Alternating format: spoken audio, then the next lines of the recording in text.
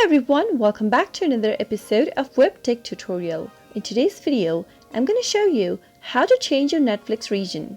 The list of the shows and movies you can watch on Netflix depends on where you are in the world, which means more precisely where Netflix thinks you are. So there are ways of tricking Netflix into thinking you're in a different region, and you can do this just by using a VPN. Keep watching the video till the end and don't forget to subscribe to our channel by hitting the subscribe button. Press the notification bell icon so that you'll never miss another update from us. The first thing to do is download and install a VPN. Go to your Play Store or your App Store and search for a free VPN and download one of the VPN on your device. I've downloaded the Turbo VPN. Download it onto your device and tap open the application. Tap on the orange button with a caret in it, and after you're done, select a country or a region by tapping on the flag at the upper right. Connect to a location by simply tapping on it. After you are connected, go and log into your Netflix account. All the content from the region your VPN is connected should be available.